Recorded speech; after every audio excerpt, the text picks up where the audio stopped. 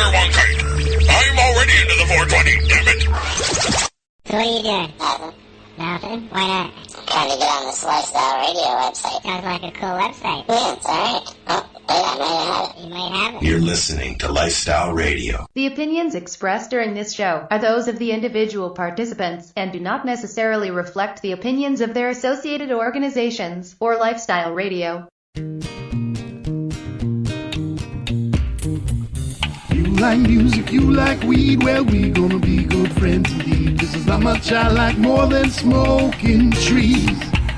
They'll make you dance the do-si-do and teach you how the chiba grows. Smoke a bowl on the 420 radio show. On Lifestyle Radio. I can see your lips moving, but I can't hear you. Are you still muted, Marcel? No. No? Oh. The song's over. Oh. Imagine that one. Imagine you can't hear Marcel. Yeah, I know. Yeah, can't hear Darcy either in a second. No. Oh, he's going to mute Oh, when you me. mute me. I'll throat punch him. Mute you. Whoa.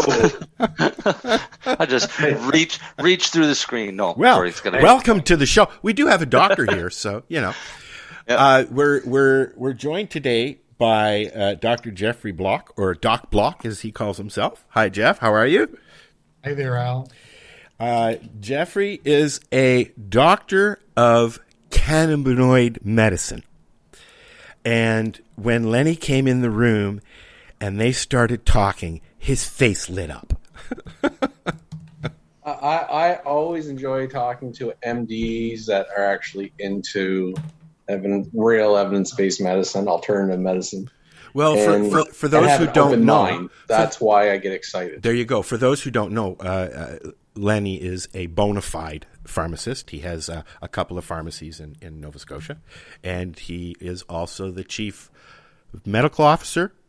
Yeah, I am actually the chief. No, I'm not a physician, so I'm the chief science officer. Oh, okay. And, so and you're I should McCoy. also basically say my other title is chief operating officer of Truro Cannabis. Who was the chief science officer? That was Spock, wasn't it? No, Yeah, Scotty. no. It was who? Wasn't? It's Spock. Oh yeah, Spock. Spock. Yeah, Spock was the science There you officer. go. Yeah. You got to get some ears, dude. I have a Spock doll on my desk. You need to get some ears one day. Yeah, gonna So- point those ears up a bit.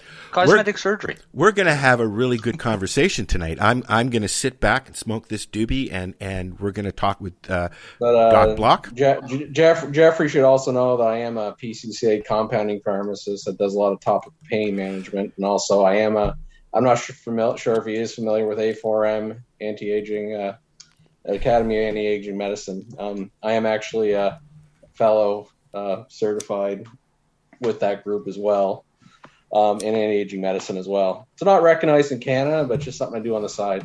Well, A4M is an interesting group, Lenny, and they're a very interesting group. Last, it was August. They had postponed because of COVID a live gathering they do twice a year. They're big gatherings. They host. Yeah, no, I go all the time. Yeah, 5,000. They were going to hold one in Orlando, which was convenient for me because the other one's on the West Coast, and I'm in Miami. That's what you see behind me. Not at this moment. It's still big, but it's 80 degrees outside here. By the way, I'm just trying to rub that in. Enjoy. The thing about A4M in Orlando in this time of the year, it's in the springtime. They canceled it because of COVID. So they held it virtually in August, and I was actually speaking there for the first time on the subject that I'm with you today on. They're actually they're very pro. They're more CBD pro than THC, but they're very pro cannabis. Well, I haven't. You guys are not my normal audience when I give talks and things. Yeah. So, while I'm delighted to be here with you this evening for a couple hours, I listened in for the first time last week on your show, and one of the things you brought up with some questions about Lenny was COVID and cannabinoids in particular. Oh, I'd love to hear your theories. Well, I addressed this, and I gave a 30-minute talk that was part of the A4M's semi-annual meeting in August, and it's available, as far as its archive.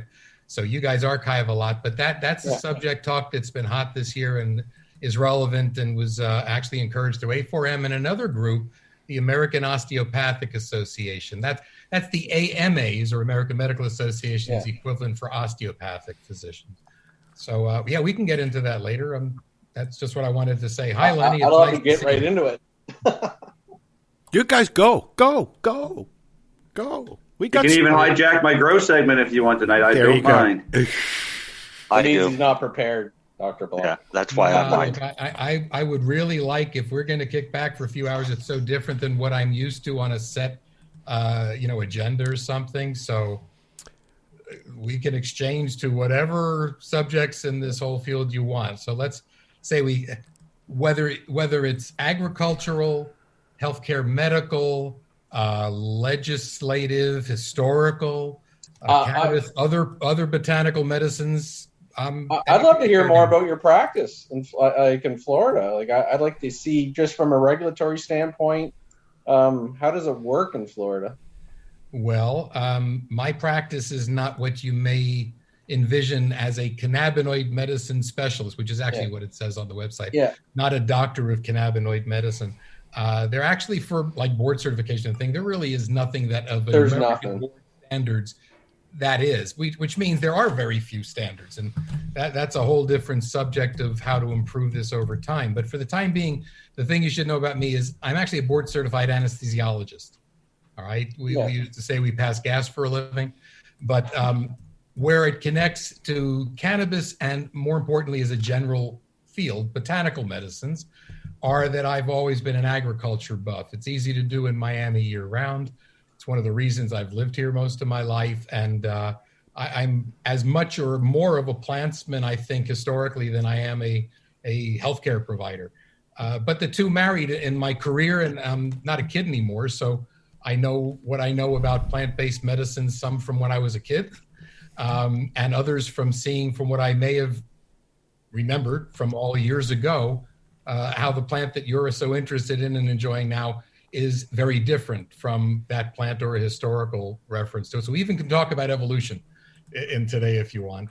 And hopefully that opens up a couple hours for the stuff I'd like you to throw at me. And hey, the better, higher level, more thought-provoking, I'm going to enjoy this. I just push buttons here. The guys will enjoy this, believe me. I only have one question to ask him, and I'm going to save that for later. So, just because it relates to what I'm going through well, now. I have a question. He's going to forget. I got a question that I'd like to ask you, Doc Block. Let's start this right off at the beginning. To date, how many cannabinoids are there? I probably couldn't tell you because it's so. I have a list. Increasing. But put it this way, I kind of stopped trying to keep up with it after it hits three figures. Okay, in terms of ones that I find practical that we're starting to know some stuff about, probably no more than half a dozen. Really, the two big ones. Understanding that previously the only things we really were focused on was THC, is now THC and CBD. To go beyond there, there's so little really to talk succinctly and with real evidence-based data about at this moment in time. Well, as of July 9th, what's your grand count now? As of July 9th, 2019, in this list, anyways, we're at 147. Well, I would have said 120. I would have said 120 if I was going to guess. If this was trivia, I was going to guess around 140. There's give you a good guess for terpenoids and flavonoids. How many terpenes? It doesn't break it down like that. It's just a list, one through. I think when you put terps and flavonoids and stuff, I think it's like 300 or something like that. That becomes the crux of the whole problem with FDA approval, because it's not just testing one chemical alone. It's testing them in combinations with the other. And when you have things that are so well orchestrated as a full ensemble that may cover at least half a dozen, if we're just going to say principal things between terpenes and, which are bioactive, by the way. Very much so. Absolutely. And the cannabinoids, experimenting with it becomes exponentially more challenging when you're trying to research those variables that have to be tested to match what the FDA would require. Becomes quite daunting and expensive. Well, and I also don't think it's accurate, because the FDA, and this, I get it, I'm a pharmacist as well, but everyone's looking for that pure molecule, pure entity. The historical evidence and even anecdotal, it is that entourage effect. And I was going to ask him that, Lenny. Well, no, but like I assume he believes in it. But it gets interesting. I look at Epidoliacs and things like that, and synthetic CBD versus an actual hemp-based CBD with all the terps and bioflavonoids and things like that. It's not apples to apples. It's a bit of apples to oranges. And I'm curious your comments. Hey, well, Darcy actually, I think, was just about that. Was that the kind of question you were going at about what do I think about entourage or things like that? Yeah, I was wondering what's your thoughts on entourage effect compared to isolating the compounds themselves alone from the entourage effect. Okay, I'm actually glad you brought that up because it's a buzzword, entourage, and so considering you have a savvy listening audience, and certainly everybody on this call now that I see in front of me will perhaps appreciate this. I don't necessarily ascribe to the word entourage. I know its origin. I've even discussed it personally with Professor Raphael Meshulam. And I actually wrote something in a textbook that was published late last year on the treatment of chronic pain. And it actually describes, at least the way I understand cannabinoids and terpenes working together synergistically, which is really the phenomenon, as not so much where THC is in historical sense is always the leading molecule. So an entourage is, I know the word, where THC is expressed itself as the leader and everything else follows.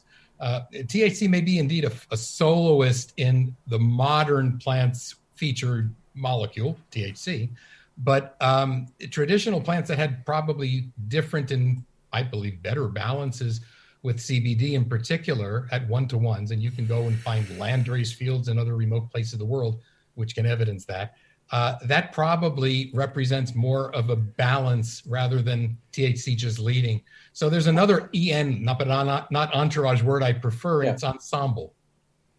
And people who understand when you have certain terpenes versus perhaps the same components, THC, CBD, and you add very different terpenes to it, it's a very different tune. Meaning an ensemble requires a balanced orchestration. Too much expression of one instrument is going to drag it one way, too little may be deficient. So it's more of a conceptual way I look at the plant's balance, and yet I appreciate what's trying to be expressed there, that there's really a synergy through that ensemble. And it's not just the synergy of chemicals existing within cannabinoids and or terpenes as individual groups, but of course linking those two together. I believe there's an ensemble effect in essence in the 1-to-1s, because you have a THC that only once it's balanced with CBD will likely in many people, particularly novice users, not get some of the side effects, the unpleasant ones from THC that a novice user may encounter. The paranoian things offset with CBD's anxiolytic or anxiety relieving properties. When you find them in a better balance, even just with the cannabinoids, to me, that's kind of cool, but it's not one chemical and it's harder to research. Couple that with terpenes, and now you've got a whole potpourri of effects, probably explaining a lot of them that people classically think of sativa versus indica, something that's stimulating and up, and you know which terpenes those might be. So whether linalool or other things, even citrus type things that may be more uplifting, I'm actually a little critical of myrcene. And I've got the nation's largest mango tree in the United States. The champion tree is behind me. And so mangoes, myrcene, and all of that folklore, which I don't necessarily ascribe to. Myrcene, to me, is very different, and it's overexpressed, guys. And I have a concern with that. And I know how it came to be that way in the modern varietals. And those of you who maybe want to doing more of the agriculture talk, we can go back to 1970s plant versus 2021s. But the myrcene component, the way I understand it and see it, and you can see it in stoners and people who just are on that couch lock phenomenon, that's the culprit. And you may see other terpenes and entourage effects or ensembles that are calming or sedating or relaxing. Myrcene's component, when unbalanced, is hypnotic. And that's an anesthesiologist. I'm supposed to understand the difference with those subtleties. It's not so subtle if hypnotic requires somebody to get that couch lock. I mean, it may be therapeutic for some, but I'm concerned with how much is out there because it's not particularly consistent with productivity. If you're using cannabis medicinally, I agree. You have to have your quality of life. You have to be productive. You have to function. And even if you're not science-based, if you think about it, anyone who's consumed really old weed, you tend to have that hypnotic effect because usually the degradative component is an elevated myrcene. So even anyone who's really used really old cannabis, even if it's a sativa, I find after a while you get a little bit more coach lock. I see you guys represent a strata for perhaps as young as Lenny, but would you guys remember the history of 1970s cannabis and how it changed? You guys talk about that on some of your lived shows. it. I lived it as well. Marcel can talk with you. That's when I started smoking back in the Okay, 70s. I lived through it. Yeah. Yeah, well, you lived through it. One of the points in the textbook chapter I wrote and other things that I've sort of wanted to know more about comes from a guy who I think is probably the world's foremost extensive traveler who pieced together a lot of those other older cultivars. And Robert Connell Clark's book, basically talking about cannabis and how we co-evolve with the plant, talks about how certain plants of ancient plants probably had those balances and how they've diverged, over the years. But the last 50 years in particular was kind of fascinating, from Afghani Kush and skunk number one. And those two plants, if Marcel, what do you know about those names then? If you're the expert there, guy, if I mention those two in particular, what do those mean to you? That's actually, they were the strains that started the revolution of what I would say moving indoor growing to the pollen chuckers we have now. Because they took some really good landraised strains and they started combining them and they built strains. They literally, or built cultivars would be the better way to put it. But growing up in that era, I was a big fan of the landraised strains that we used to get, and I still am. If I could get my hands on them, I would be right in my glory, because that's what I would grow, is those strains the way they were meant to be. The Colombian Gold, the Acapulco Gold, the Panama Red. They were the genetic stock that started all of this. Plus the Afghanian.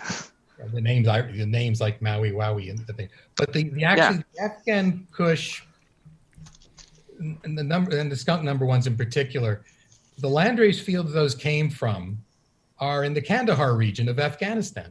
Okay, now a pretty dangerous place now, and it's obviously had war a lot. But in 1970, there was a Harvard ethnobotanist named Richard Evans Schultes. He's sort of like the father of that whole field, who went and he discovered that Afghani Kush. And the interesting thing about it, and it's because of where it's from that the name Kush is there.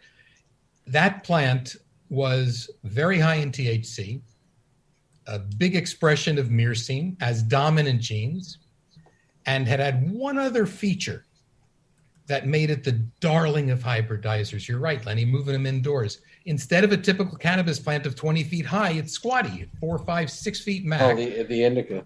Yeah. And you know what you can do with that plant? You can hide it from a helicopter. So exactly. In 1970, that's the only darling plant that's being bred because of that reason. And I say only, it had all of the features, but there's really another phenomenon going on at that same time. And I'm referencing 1970 purposefully, because that's the year of the Controlled Substances Act, isn't it, Lenny? All right. That changed. Marcel would probably know more than prohibition. Yep. Yep.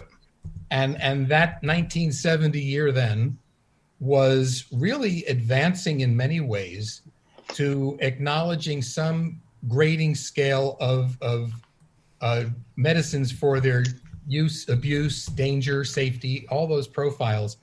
And it was largely based on a one molecule basis. Okay. And that's big pharma model. You would know that as a pharmacist. Yeah. And cannabis, as I've just finished saying, ain't one molecule. It makes it a challenge. So that one molecule, one schedule 1 being prohibited and 2, 3, 4, 5 are just successively less and less controlled substances, but that's not descheduled. Those are schedules. That's where all those pharmaceuticals fit. And those changes from schedule to schedule don't happen very quickly.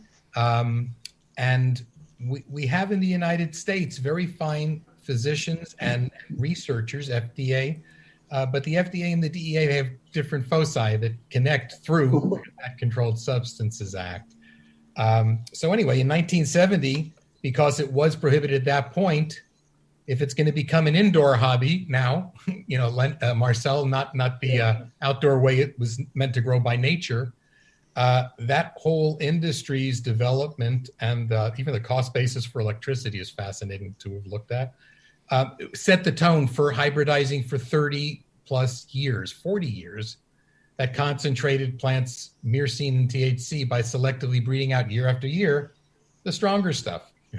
And many of the old stuff, then genetics are lost. Some of them maybe forever. So where do you find your genetics now, Marcel, that resemble anything that you're used to? Through friends, because every once in a while I'll come across a friend that's got some. Because I did have my hands on some landrace Colombian gold a few years ago, and I had to move some mothers around, and the mothers I moved around, everybody killed the mothers. Mm-hmm. So I lost the strain other than the few seeds that I did get by doing a cross with Purple Kush. And I don't know, Darcy, do you still have any of those seeds? I do, actually. Yeah. I do. No, as far as landrace goes in my collection, Durban Poison, I got Durban Poison seeds there in my collection that I got when I first started to grow back in 1999. I bought them from the Sensei Seed Bank, and then the next year we bought some from the Dutch Passion Seed Bank. And it was kind of ironic because back then we didn't really know much about phenotyping and different phenos. And I noticed I was like, oh, they ripped me off because they sold me two different plants. And what it was it was the same plant. It was just a different pheno of that Durban Poison. And after 20 years down the road, I got to meet the guys in Lyft, the original breeders, and told me the story of what happened. And it makes sense, right? Two friends started a seed bank and had an argument and branched off, and he took his seeds, I took my seeds, and now we sold them, right? So it was a interesting story, but it just goes to show that how much over time stuff gets bred out of these old landrace genetics, but that should actually be brought back and used more for the medicinal purposes than most of these newer hybrids are. I like to look at landrace plants really from two platforms. One is the chemical balance that some of the older ones really have, and it's been looked at and found, but perhaps different land races than you would be thinking of, because there's New World and Old World. Oh, yes. In the New World. And cannabis did not come out of the New World. Cannabis came out of the Old World. And so if you follow a timeline from about 10,000 years ago with some of the earliest archaeological evidence of where it's coming from, it's the eastern slopes of the Himalayas, way out there, Asia. Yep. So within about 5,000 years from then, you get the first documentation of human use, ancient Chinese texts, things like that. But in Asia, then it's getting better and better established, and it works its way through the Indian subcontinent, even out through Europe, and not only through there, but it works its way through areas that it develops landrace fields that included the route to get there, the Middle East. And you can still find in the Bekaa Valley in Lebanon landrace fields, which are 1-to-1. Nowhere near, 20% 1-to-1. No, I'm talking about 3%, 2%, but they're 1-to-1. And it's a balance. And I if there's anything you'll hear from me, hopefully tonight as we talk, it's that word balance, because I can be critical of the modern plant as not having the balance that I think nature had intended and humans had shown evidence of using for thousands of years before it made it to the New World. Didn't make it to the New World until the discovery of the Americas, okay? And I'm not just talking the fact of cannabis or even the African trade route bringing over things that the African subcontinent had developed for perhaps thousands of years before the slave trade established it in the Caribbean here, okay? I'm talking about things even as common as where it went through Europe, it developed more along not the mind-body cannabis, but hemp cannabis. And Columbus's sails and riggings, they're all made out of hemp. So it gets to the New World, but not 10,000 years ago, barely 500. And that's a huge difference. So when I look at real landrace fields that represent two things, by the way, a landrace field represents where it's grown. And so that's one of the real challenges, Marcel, about having landrace, even seeds, Darcy, now, to try to think that they'll do what they did where they were grown for that reason. Because it represents not only where it came from, but it represents the needs of the people who were actually cultivating it, sometimes for hundreds of years in the same place, maybe thousands for the Bekaa Valley. So I find all that fascinating. That's where Robert Connell Clark's book is magnificent. And it gave me an understanding of really cannabis and evolution, which I'm frankly, if I hybridize plants, not your plants, okay? I hybridize tropical ornamentals. Look up things of block botanical gardens if you want. And in particular, anthuriums now as pretty leaves. But I'm very familiar with hybridizing many plants. And if I had to, I would be looking to do exactly what Marcel's doing, to sort of reverse engineer, but it's still through hybridizing, and find ways either through that or even, I'll tell you what, GMO gets a dirty name, genetic modification engineering through CRISPR, and actually making a plant resemble something that you might take from another plant.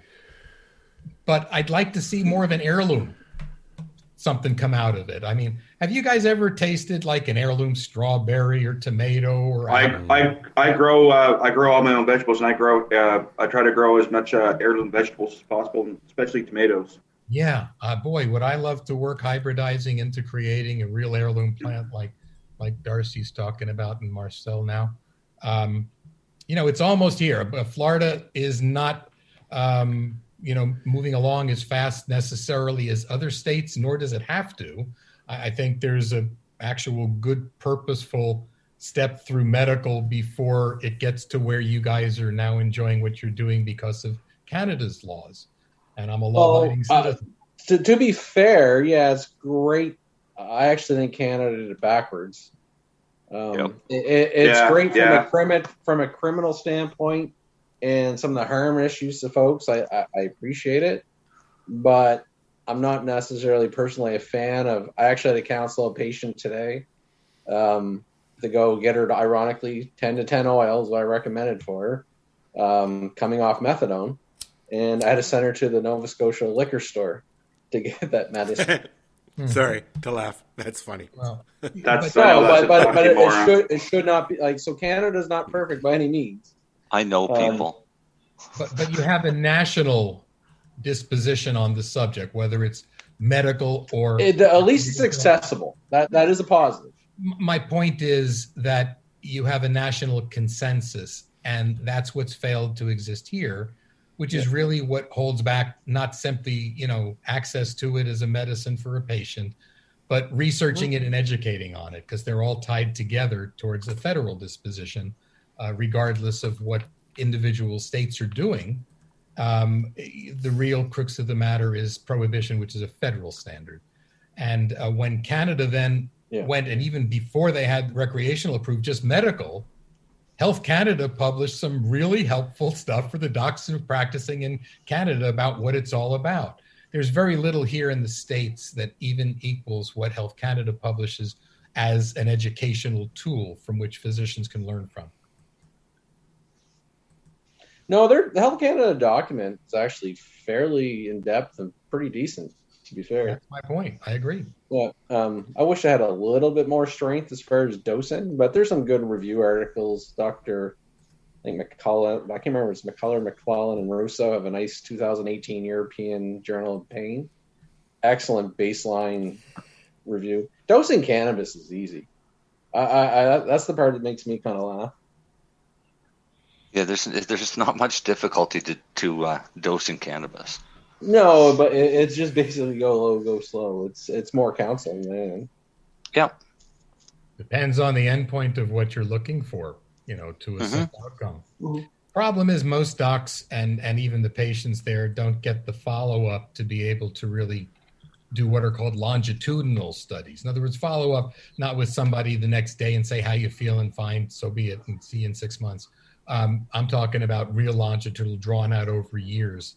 It's not there. None of that information will No. derive from those, and there's a paucity of those out there.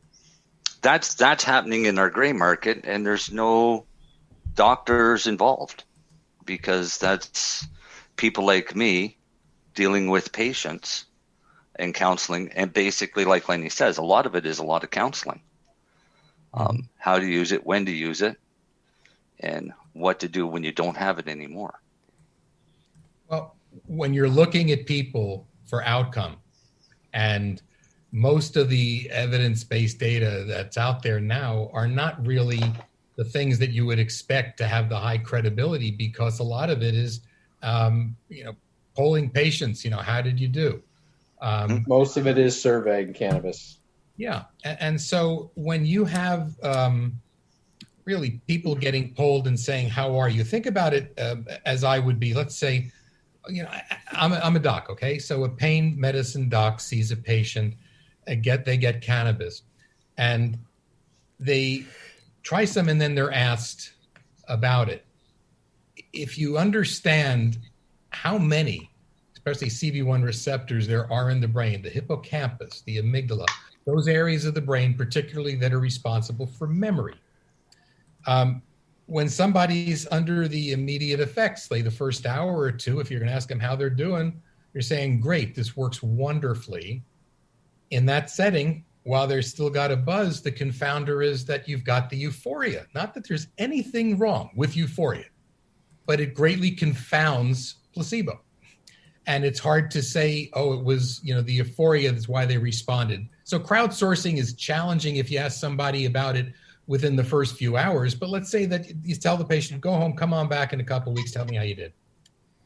Well, now somebody comes back a couple of weeks later, and they're trying to report to you about how they responded to something that as a researcher or a doc is a tremendously effective drug for causing memory impairment. So how reliable is the report when they come back to you knowing what you're testing for impairs memory? Crowdsourcing has real limits. And what I'm just bringing up is how challenging it is, whether you're asking somebody sooner or later. Both of those are real confounders. And it's hard to get around that through crowdsourcing. You guys follow me with what I'm explaining there? Oh, very much so. A few years ago, we ran a couple small clinical trials.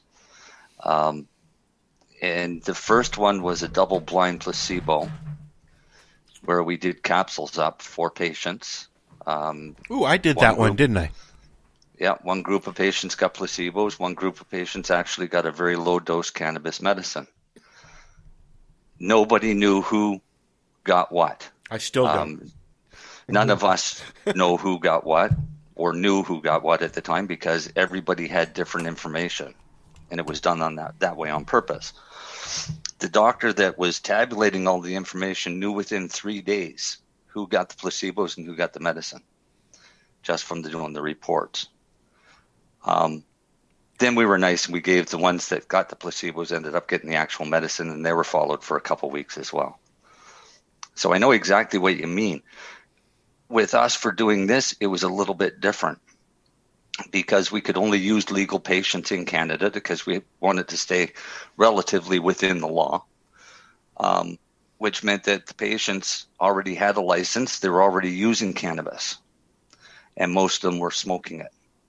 So what we did is we told them they could smoke all they wanted to, but they would have to only ingest what we gave them. No suppositories, no edibles, only the capsules that they received from us.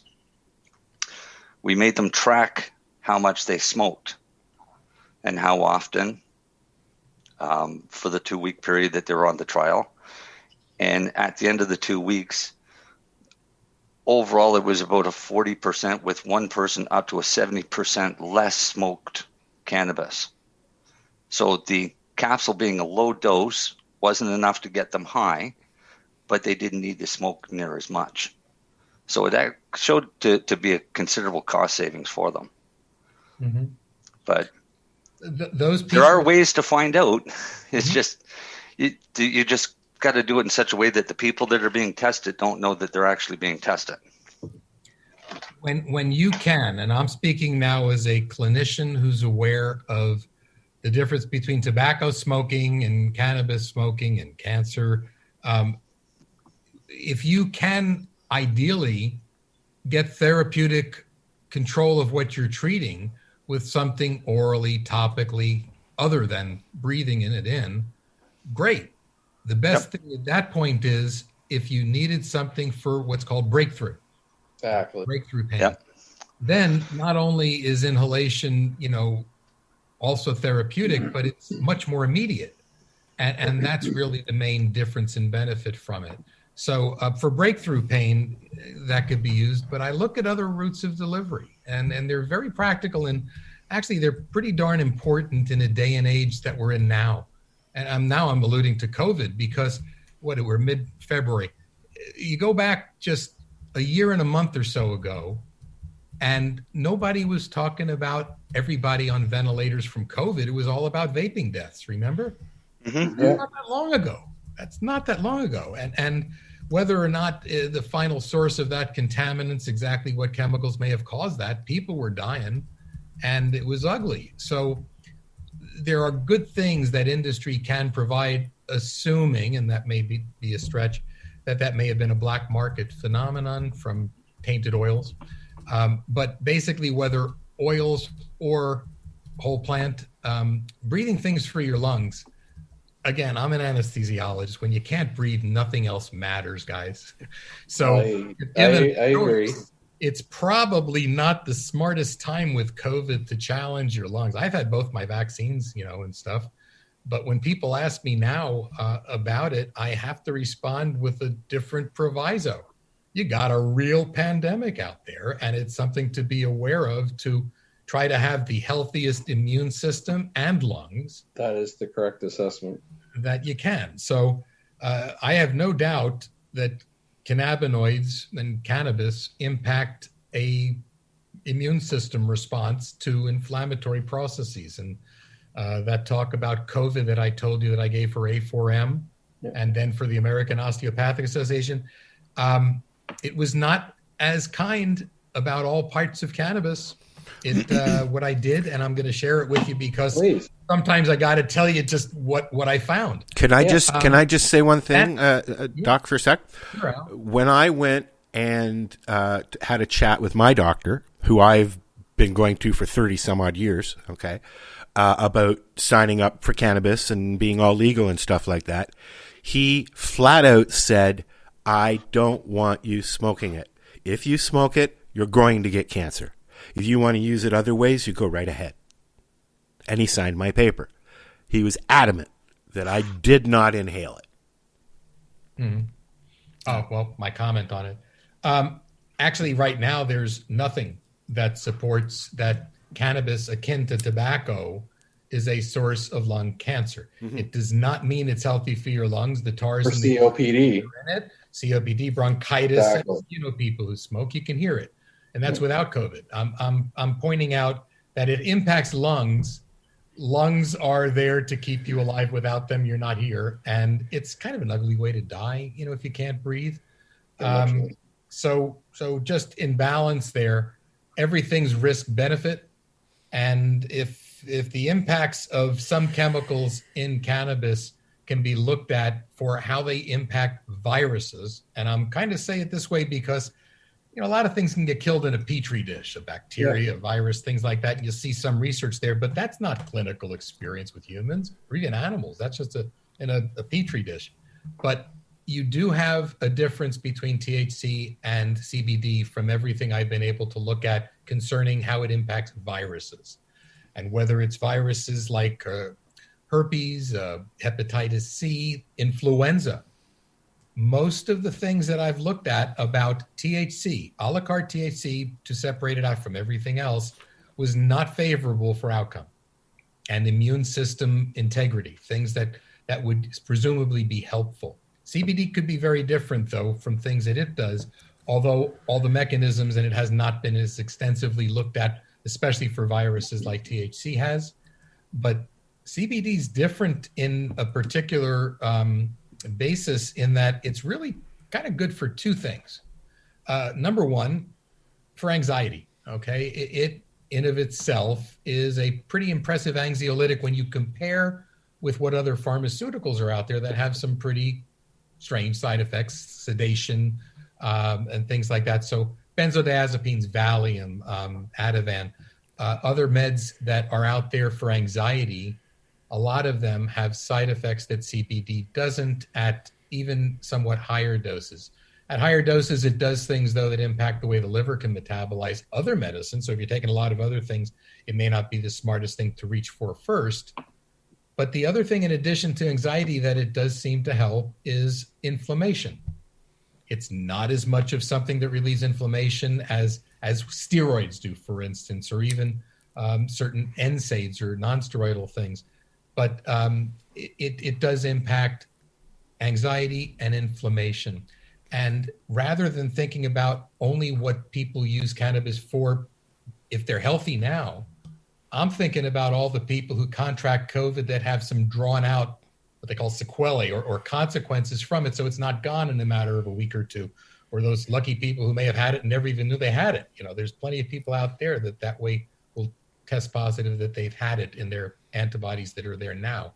So when you look at people, though, who aren't so lucky, those who have residual side effects from it, I'm not so much sure that brain fog necessarily comes from inflammatory disorders, even in the brain, but the myalgias, the aches and pains, those kind of things. When you couple that along with what that person is most understandably going through, anxiety, hell, I'm not the same, man. It's been 6 months. When am I going to get better again? Maybe there is a practical way that it's a timely risk-benefit time to really look at CBD more closely for those people in particular. And I'll just sort of wrap this part up to see if you guys want to get into this part of the conversation about ethics, right thing to do. In that talk on COVID, you know, that I told you I gave and that people can hear if they go either my website or it's posted on a few other sites, including the Answer page, which is a Harvard educational forum. It starts off with the phrase, first do no harm. It's actually in Latin, it's called primum non nocere. And people attribute that to Hippocrates appropriately, but they say, oh, doc, you know, you should be able to follow that dictum because it's part of your Hippocratic oath. I served a few years back as the president of the University of Miami School of Medicine's Alumni Association. So I had to learn what oaths mean because I had to give it to 200 new docs at commencement for a few years. And it winds out that it's nowhere in the Hippocratic Oath about first do no harm. Do you guys know that? No, that's really. Yeah, I want you to know that as a fact. It is attributable to Hippocrates, though. And this is my message. But it's from a different set of Hippocrates writings. And the title of those writings was Of the Epidemics. Exactly what we're in now. Which is sort of implying that, hey, you know, in extreme situations, epidemics and whatever, remember, you may try certain things that are out of vogue, but do no harm. Okay, remember, don't hurt people.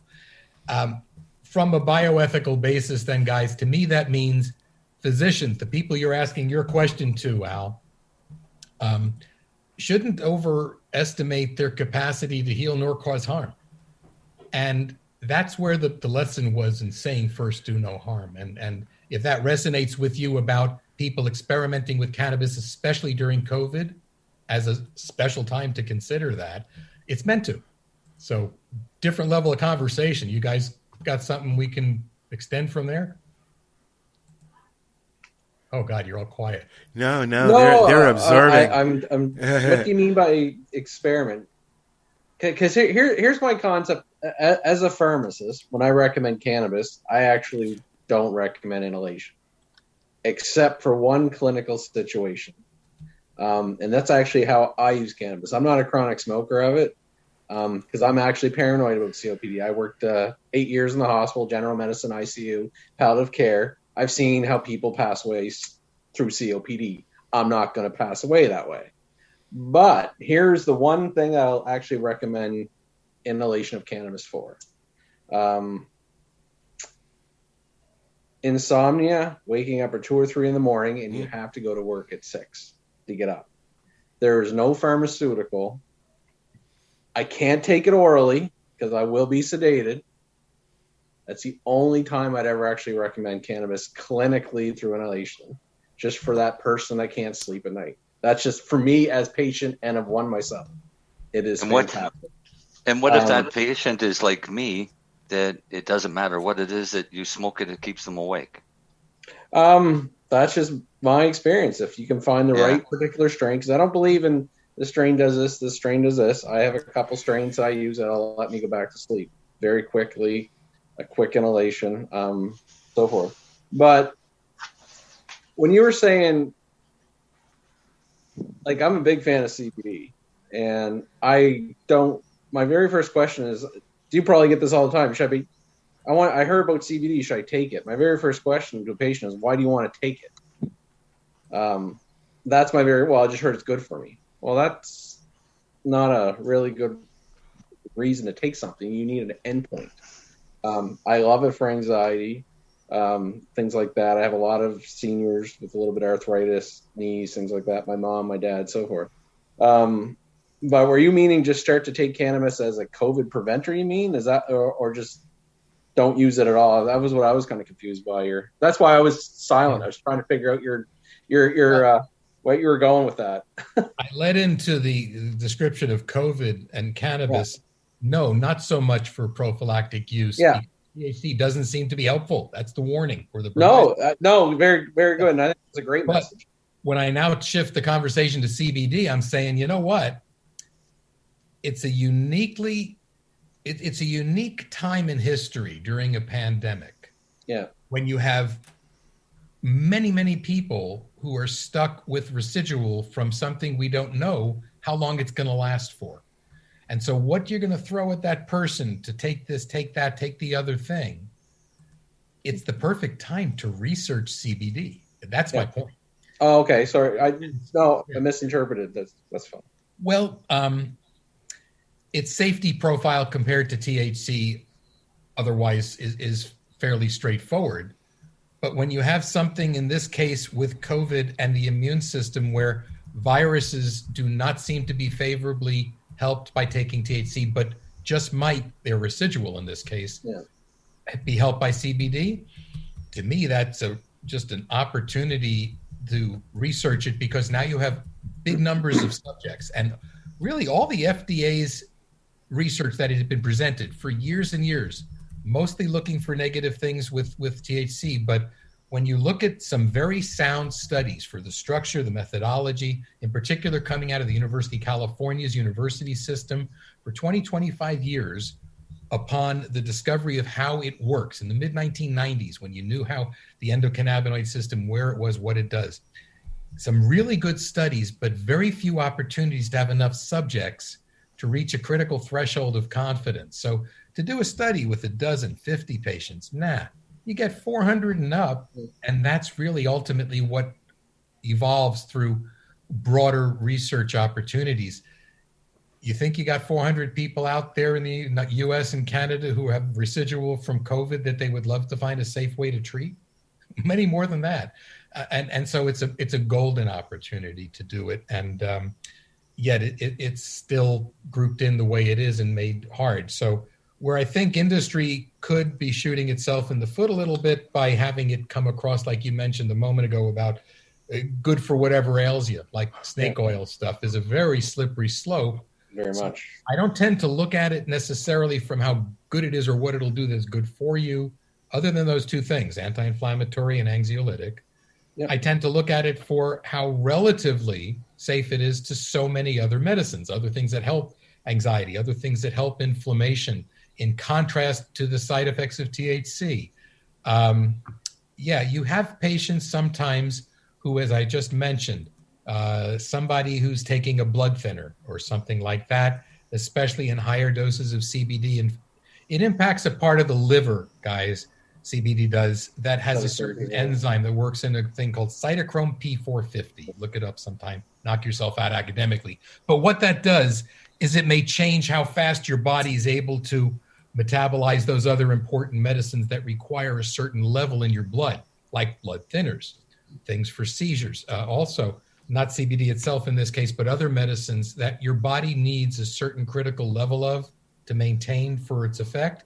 CBD can change that. So it even still could be taken, but you'd probably want to have your doc follow you for blood levels of those other particular things, especially blood thinners. Ironically, from an INR or warfarin, just anecdotally in my pharmacy, we do point of care INR testing. I've seen INRs escalate extreme on CBD because of the P450 interaction, but I've actually seen minimal with THC, ironically.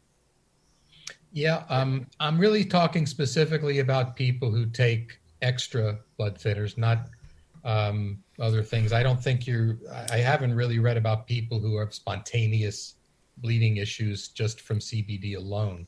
But, and again, there's many drugs other than blood thinners that the body metabolizes through that enzyme system. Oh, yeah. And no, so it means if you're going to be on it, especially on higher doses, and you take lots of other meds, make sure your doc knows that you're taking this in addition to those other things for its impact, a potential impact. Yeah, it's all fascinating stuff, and it's good sound medicine. What do you guys, and this is just sort of my way of finding out what you might know or think about, not the plant, but the way the body really works, because there's sort of a general misconception out there, even among my medical colleagues, who think that cannabis is imitating the body system or the body system is imitating cannabis. There's a very different perspective.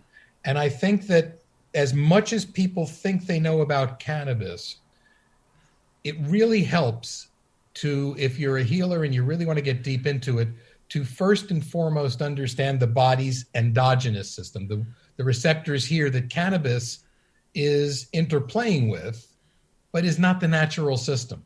Not at all. It's nowhere near. It's not an andamine. It's not 2AG. And it's not. Phytocannabinoid is totally different than an endocannabinoid. Exactly. And so if you understand the purpose of why the body has an endocannabinoid system to begin with, it gives you a much better context from which to interpret very limited, what's called evidence-based data. Because most docs, if they just look at the evidence-based data and if you don't know about how the endogenous system works, they'll say, I don't really get it. And they'll just say, well, what's the government say? It's legal, moral, fattening, whatever. It's no good. So we won't have to learn about it. And those docs that do know about this, who've put themselves to task, are to be commended. This is actually not a simple subject. But I think it helps if docs and then, of course, to their patients, or you guys just not as patients of mine, you're not. But I'm not naive. And there's a not so fine line between medical and recreational, because you're doing what you're doing for some therapeutic reason. Okay? Even if just to chill, I get it. So I don't try to necessarily categorize the way I interact with patients or human beings based on medical use, recreational use. You're using it for a therapeutic reason, and I'm not going to judge you. All right? So what do you really know about the body's own system and what it's supposed to do? Anyway, chime right in, because I'd love to get the feedback to see where you come from. You probably have different ideas among yourselves, but do you talk about this much, or is it always only about the plant? Our daily job, we sell cannabis, so we don't get into it too much. As far as the understanding of CB1, CB2 distribution of receptors, the enzymes, the MAGLs, the FAHHs, I've done my research. I know a basic understanding of it, turn on, turn off. Obviously a balance. I've read a lot of Russo's articles, high endocannabinoid tone, low endocannabinoid basic tone, things like that. I read it to read it, but I'll honestly, I don't retain it. I am more of, again, your typical pharmacist behind the counter. Patient comes in, I have this complaint. I'm more about alternative medicines. I'm actually not. Cannabis is not usually my 1, 2, 3, or 4 of anything or CBD. Big fan of omega-3 fish oils, curcumins, L-theanine. We're talking about anxiety, for example. Huge fan of L-theanine. I enjoy magnesium glycinates, things like that. So my whole practice in the pharmacy has always been what's something a little bit more balanced, and probably it is from my A4M educations. it was a statement someone told me years ago. People don't have high cholesterol because they're deficient in atorvastatin. People don't have the depression because they're deficient in Paxil.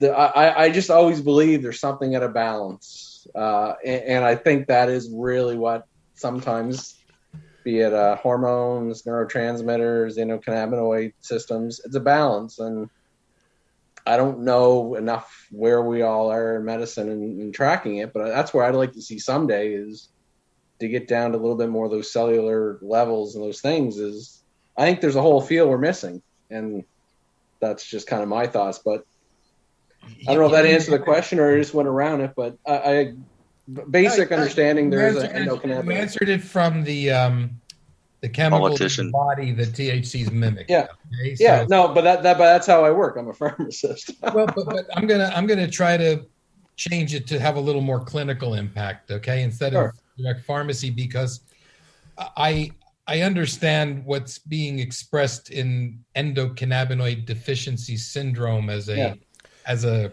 concept, and I'm not so sure I agree with it as a pathology or a disease. I think that the balance, the word you just used 3 or 4 times in the last minute, we're bringing back the conversation to where it really is, and that's what the whole system's meant to do. So forget the fancy names of the chemicals or anything like that. No, exactly. I agree. Efficiency. I think of 5 words, and it's not my 5 words. They're the words that actually are attributable, and not to Ethan, to Russo, and we've known each other. We met last year and a half ago at Medical University of South Carolina, where we talk about some of the things, the use of the word entourage ensemble, things like that. And we've had other profound talks. But the researcher, the world's most frequently cited researcher, is from Italy. His name's Vincenzo Di Marzo. And way back, 1998, Di Marzo, who had a very good concept for what overall cannabinoids are doing naturally for you, not pot, but just think about cannabinoids in general. They're there to do 5 basic things. And one of them, by the way, Marcel, you should listen to, because it's one of the things you have trouble with. They're there basically for eating, sleeping, relaxing, forgetting, and protecting. And just think about those 5 things a minute. All right? Makes sense. That's right. And Di Marzo's the one who put those words out there in 1998. And I tell you what, I've known about cannabis from high school days, when my high school chemistry teacher I hate to tell you this, but the early 1970s was a hippie who wrote the chemical structure of THC on the blackboard. I had no idea what he was doing. It was way over my head. But I spent the next 4 years at Emory University, and I have a chemistry major, a degree with psychology. So now I saw chemical structures differently. But then going into my medical school years and deciding to be an anesthesiologist, nobody still knew how it worked. Okay, so the receptors themselves and then how they work weren't discovered until mid-1990s. I'm already in practice. And so what's happening to me in those years is I'm saying, wait a minute, it's really more about the whole patient. It's about the balance you just talked about. I know I get sick patients if they don't eat right, if they don't sleep right, if they can't forget, think about that, if they can't relax, and if they can't sleep, Marcel. Those are the things we just talked about. And obviously, if they can't protect their own body, meaning their immune system's weak, they're not going to be alive that well either. So all of those things that this guy Di Marzo delineated, just 5 things clinically, was a better way for me to look at the importance of how you balance all of those to be whole, to be exactly what you are today. And if you think about it from conception all the way through death, even in utero, a fetus developing has to rely on the nutrition. Okay, and it's an independent being. It's got endocannabinoids forming and working before a baby's born. And you know what? When you die, game over without cannabinoids or without an endocannabinoid system, without an immune system, you'd be gone momentarily. I can't tell you exactly how long because nobody's ever been able to test something like that. Okay, it's all theoretical stuff. But they're that integral to everything we do. So when you think about those 5 things, eating, and then we'll go one-on-one, everybody recognizes cannabis from eating. Munchies, it's a food appetite thing. There's conclusive clinical evidence that it helps for wasting syndromes by stimulating appetite. It's why Marinol, a synthetic form of it, is a legal scheduled drug, but not prohibited. It works for appetite. It's one of the actual official indications in Canada. So what I'm bringing up is not so much the plant, but I'm telling you things that the plant does that you're familiar with, so you'll understand how it impacts your body's own normal system. So if you go from eating, what was the next thing I said? Sleeping. What do babies do a lot? Eat and sleep. That's all growth. And if you can't eat and sleep, you're not going to grow up. So it's absolutely essential to the beginning of life. Then you try to coast and you may not sleep as well or eat as well, and you suffer the consequences of it. But your body's own endocannabinoid system is there from the time you're conceived to help you with those things. So eating and sleeping are critical. Marcel, with respect to sleeping, what you do and take or don't try? Well, no, I don't have a problem. I don't have a problem sleeping. The only time I have a problem sleeping, if I get up 2 or 3, I'll go right back to bed. I won't smoke a joint. Lenny will wake up. Lenny will smoke the joint. If I smoked a joint at 2 or 3 when I get up, I'd be awake for another 2 or 3 hours. There's another chemical we didn't talk about that I found to be very helpful and accepted pharmacologically for sleep. Melatonin? Yeah, exactly. And in terms of how to take it, there are different ways to take it. But I know there's a company that makes some really fine, not sublingual, but oral, to melt in your mouth, not to swallow like ingestion. Let's make sure we know the difference there. But those things that slowly dissolve in the mouth, that the blood vessels in the mouth actually get into your system quicker than you think, those things that are CBD with melatonin have a real good combination producing and melatonin. Melatonin in bigger doses and every single night. Some people say after a while they can wake up with what's brain fog. And it's the melatonin. It's not residual cannabinoids or things like that. So not too much, but a little bit that way, but about an hour before you would think of wanting to go to sleep, which is ideally, and again, I know it gets darker where you are real early as far as how up north you are, but this time of year, I don't know how your sleep begins and ends, but 4-hour blocks of sleep is really what's most healthy for humans to get through phases of sleep that include the deepest sleep, which is highly therapeutic and important for your brain getting itself back together and your body resting to that extent. It's called REM sleep, R-E-M. It stands for rapid eye movement, because even though you're asleep, you wouldn't know it, but your eyes are actually moving all around. It's deep sleep. And even the military requires their soldiers to have at least that 4-hour block. Ideally, 2 in a row is what most people strive for, those 8 hours. And if they're done during the wee hours of the morning, again, Marcel, so you got to get back to sleep. I got kids. I got twin boys who are just 16 years old.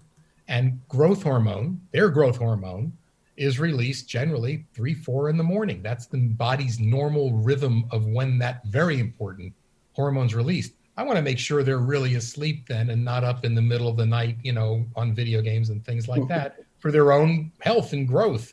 And they're not little kids. They're growing up big for 16-year-olds.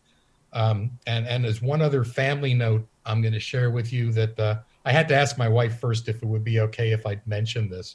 But I do have a cultural understanding, perhaps, of subjects related to this too.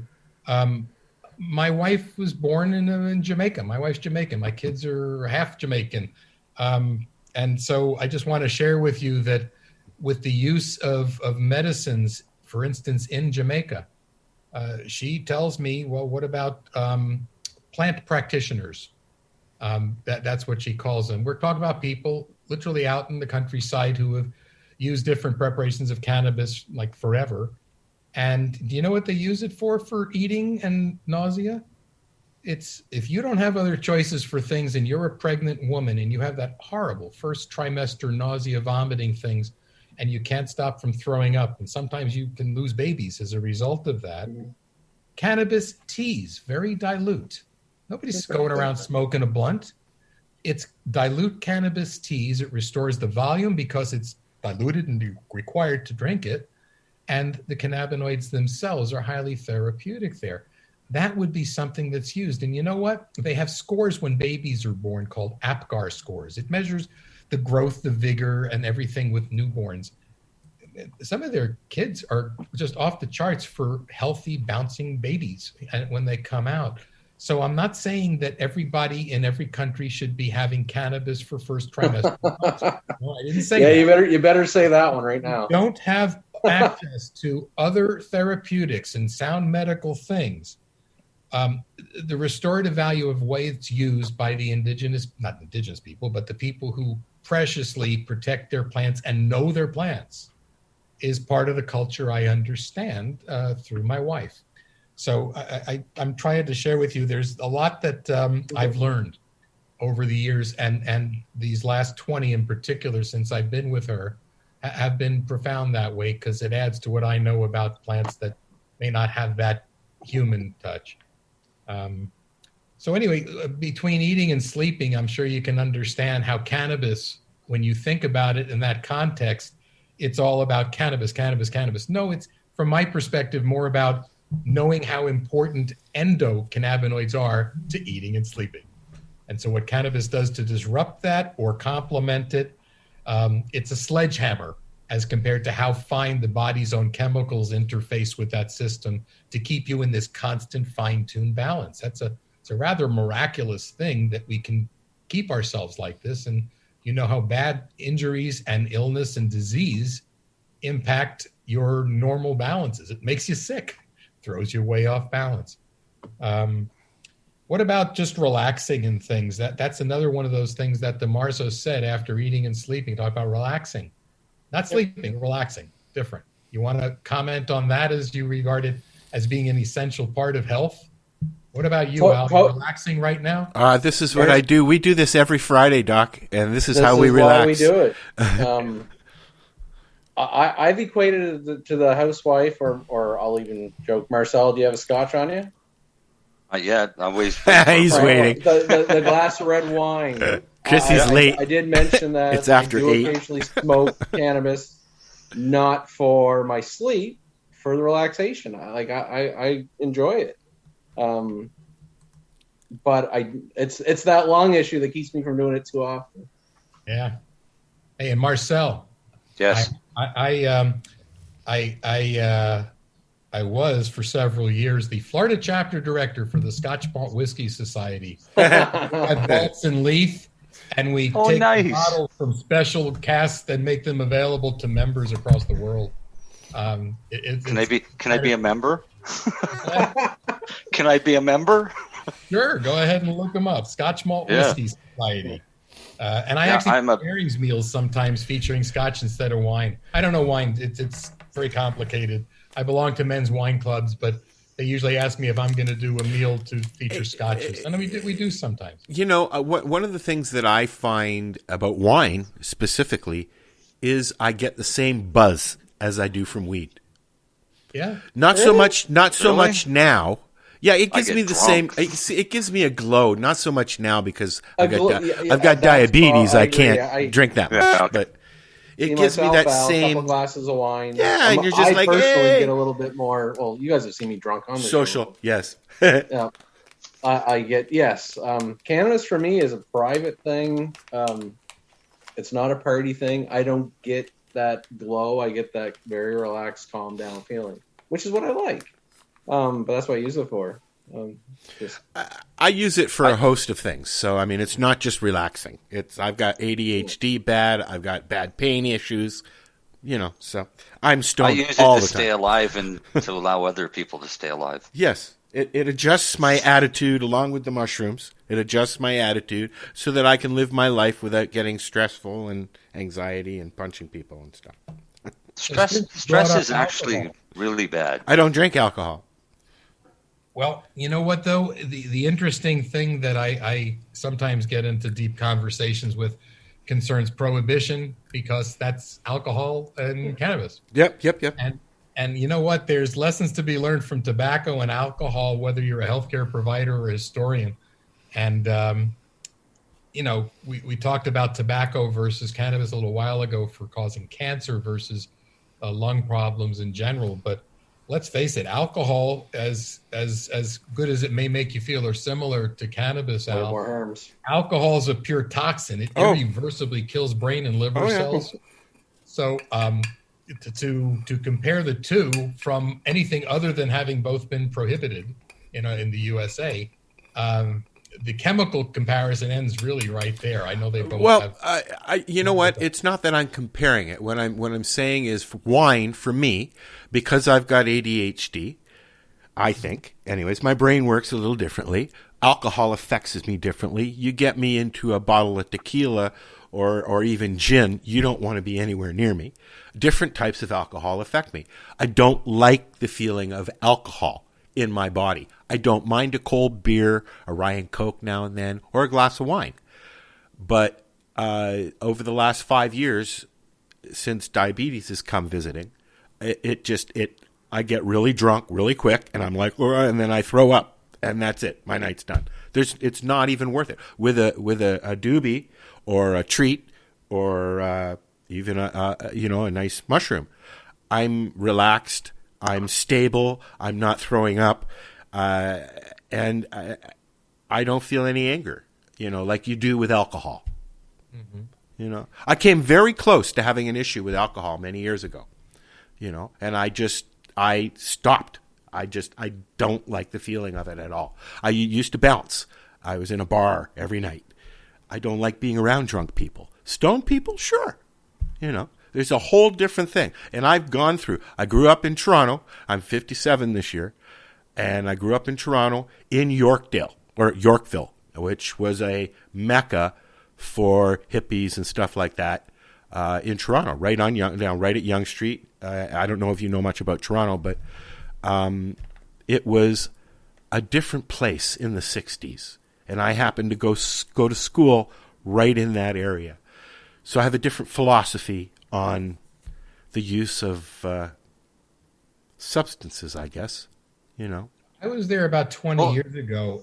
Was it when you were growing up, as I remember it, which was being particularly charming because there's this town, that town, each culture is very European, but with areas that are districts almost, that was like going to Epcot. Yes, there's in one day, cover a lot of countries. There's a lot of different areas.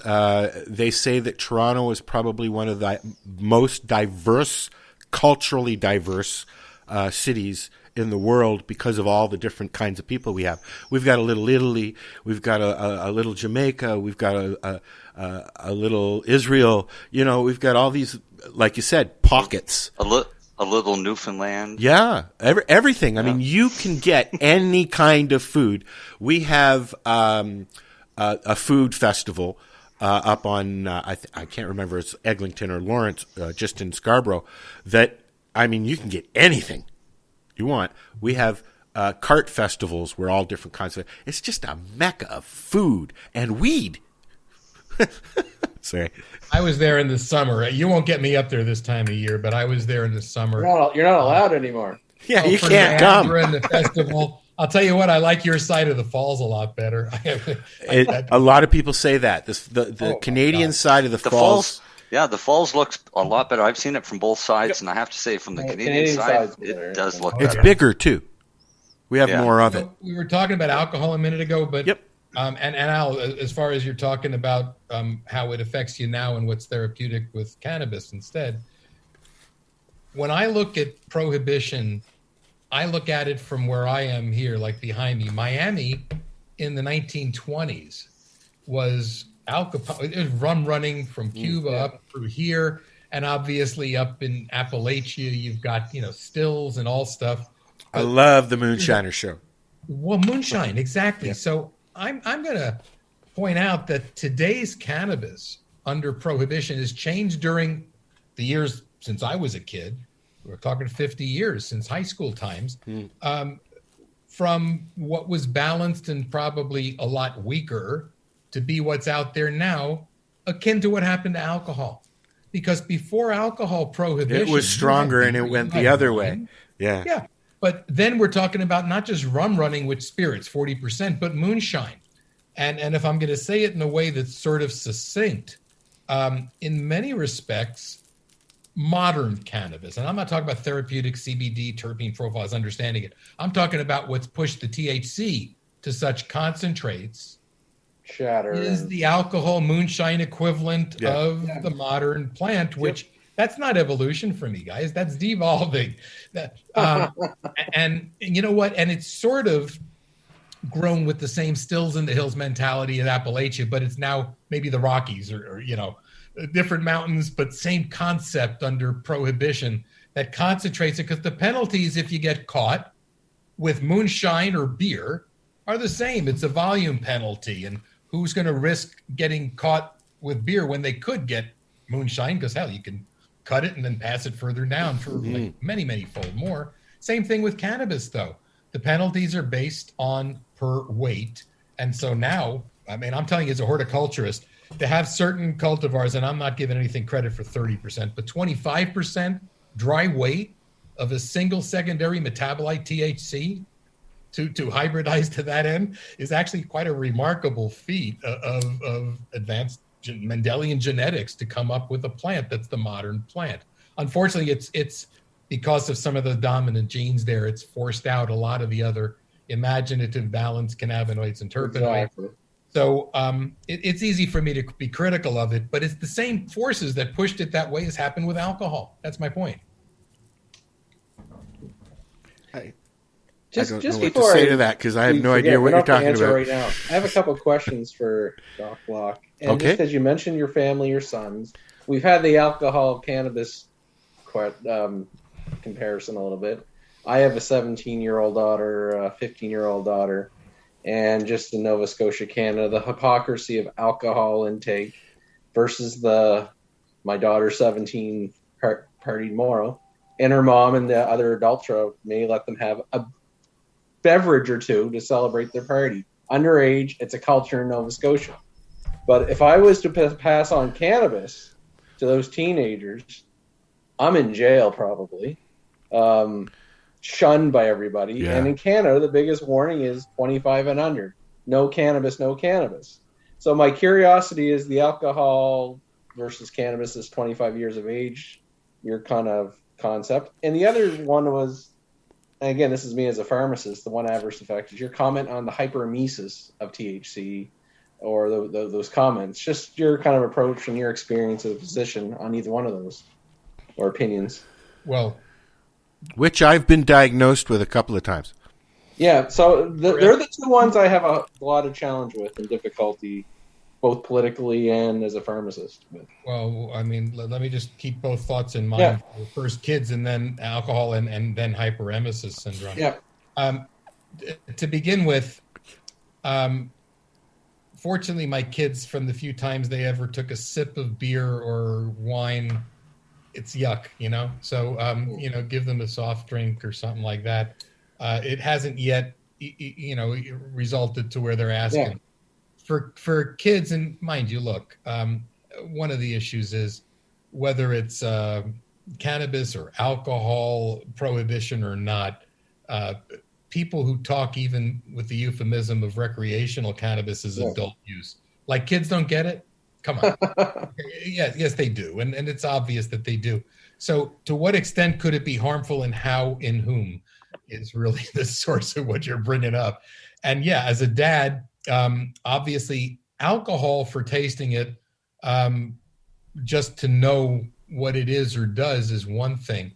But no, I'm not the kind of dad who's going to let their kid go out and make themselves sick from it to where they're up chucking and are miserable around the porcelain throne as a lesson. Okay. I'm going to try to discourage that, because in those higher amounts, in those binge drinking things, are when you get enough of the levels up to the brain cells that are the ones that I said before, irreversibly kill cells. And so while that's a concern, I'm not naive to know that it's less than 25 years old when they'll be able legally to get alcohol here. Yeah. Okay.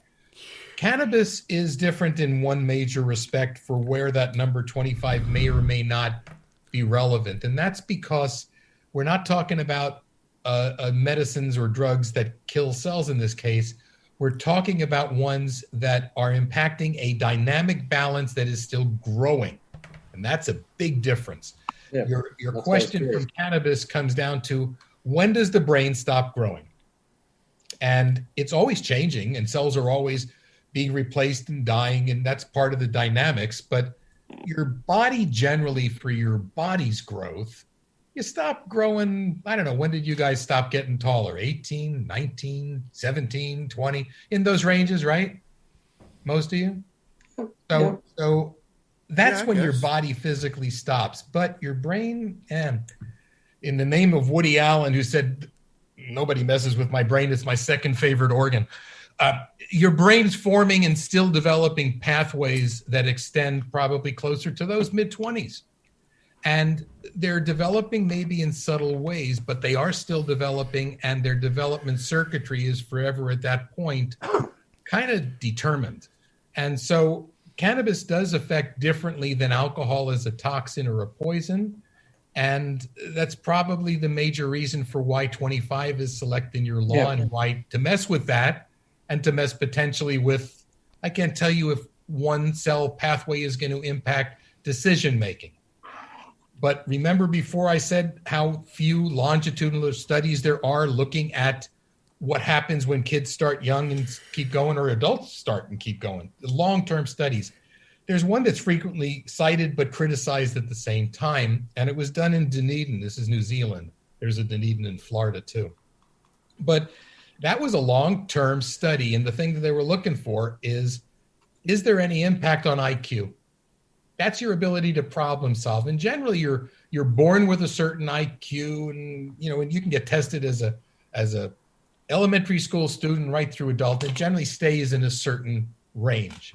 And maybe you're brilliant and it was tested that way when you were, first tested as a little kid or later. But, you're sort of expecting that your IQ number for just about everybody here, if you're normal, middle of the curve, is going to be about 100. Okay, that's an average IQ score. Okay, so more than that, a certain critical amount more, and you're a genius. Less than that, you're going to have some challenges potentially with life, or you've already experienced those and you'd never quite achieved that ability to problem solve. So IQ is measured that way, and cannabis and IQ was tested in that group, and the kids had a significant drop of their IQ of 8 points. Okay, so you say, okay, well, what does that mean? Well, it means, number one, you need more longitudinal studies if you're going to want to confirm or refute the one few test, but you have to know what 8 points off of 100 really means. And here's my only hopeful lecture of a science thing for a statistical thing. IQ being a bell-shaped curve means a score of 100 right in the middle is, you can think of it average, mean, average, but that 100 score is there. A loss of 9 points to 92 is not 92, which means it's a low A.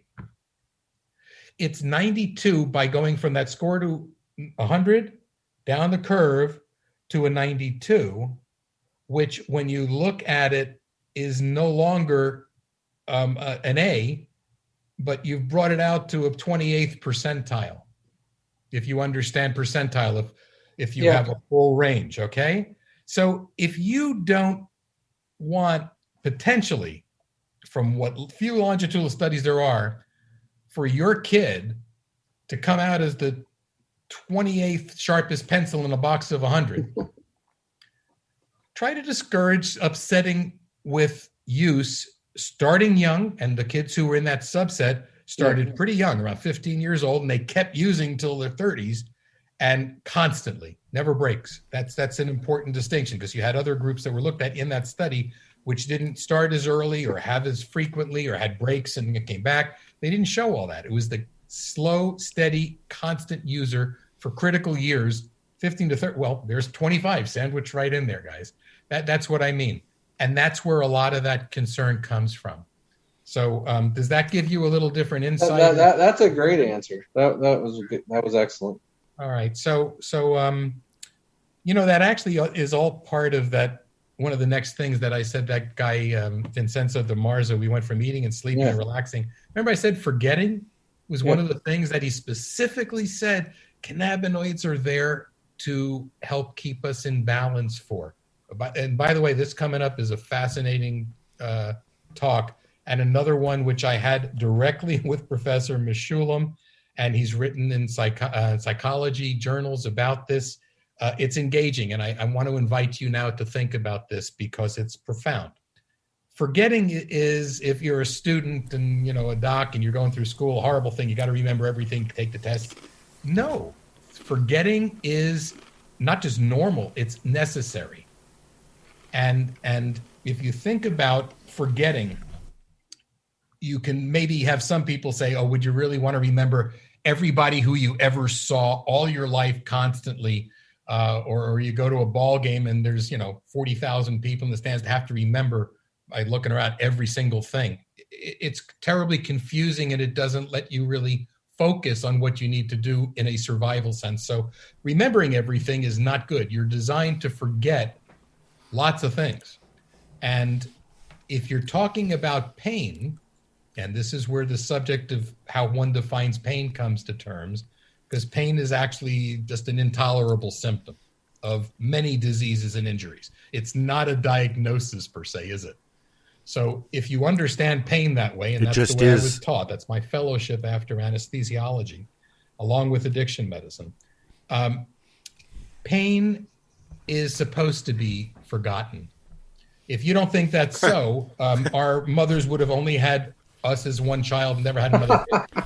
There'd be no need in our language for the word brother or sister if that was really... That's awesome. That's cool. Right? But you have to forget extremes of pain or anxiety and intolerable symptoms, or really that may lie at the source of PTSD and those types of disorders. You need to be able to forget. And it's critical that it's not only those painful or intolerable things that your brain forgets. Your brain is far more sophisticated, because have you guys ever heard of pain being thought of or talked about conceptually or philosophically on a continuum with pleasure? Yeah, in the alternative lifestyles, yes. Okay. So just bear that construct in your mind for a moment and think about this. A healthy mind should also not remember the extremes of pleasure. I don't know if I like that. If it did, we really would have great problems with dependencies and addictions. And if you think about it, you really don't remember those extreme pleasure themes profoundly. You may have fond memories of years ago for certain things, but try to conjure it up to the feeling and the memory at the exact moment and how impactful that is. You shouldn't remember that. Can I just break in, because I'm curious, and I want you to go back to it so I don't forget ADHD, because it's in the same realm you're talking about. Go ahead. Okay, I have severe ADHD. I'm on disability for it. I was a test study from the age of 5 to 16 at the Hinks Clinic in Toronto. There's probably videos around me somewhere, movies, actual movie somewhere. At 16 years old, at 5 years old, they put me on high doses of Ritalin and Dexedrine. At 16, I was given the choice to go off, where my doctor said, "Are you using cannabis?" I said, "No, but my friends are." He said, "Well, if you start using cannabis, stop taking the pills." So I started using cannabis and stopped taking the pills. I'm 57. I've learned how to deal with my anxieties by using cannabis to eradicate them, and mushrooms. And I've been doing this show for 13 years because I want to tell people about it. Simple. We don't make any money at it. But there's a lot of questions about using cannabis when you have such a detrimental mental health issue like ADHD, bipolar, What are your thoughts on it? The interesting thing is, remember I told you when we started that my basis for how I look at medicine is through the lens of an anesthesiologist. Mm-hmm. And so maybe Lenny, I talked about it being a clinical pharmacist or physiologist, but I have colleagues, and I even have a niece I mentioned a little while ago, twin nieces. One's an anesthesiologist recently in her practice, and the other is a psychiatrist in hers. But I had a chance through our university to watch their training over 10 years for what psychiatrists learn and how polarized that field in particular is about cannabis. And it's because some have training and their orientation to it may be as a staunch addictionologist and what do we need another dependency forming medicine out there from that platform. And others seem to value or appreciate its potential, and I'm emphasizing potential right now, for something for anxiety disorders. There's interesting data that comes out with respect to psychiatry because we're all concerned that everybody who we can help is really in touch with reality. In other words, out of touch with reality diseases really are grouped into a word called psychosis, okay? Not neurosis, a little different, but psychosis, very different. There even seems to be certain predispositions with individuals that have genetic predispositions to it, where cannabis is not only not a good selection, but it may be something that really makes people worse. And there goes in the first do no harm thing we talked about in that.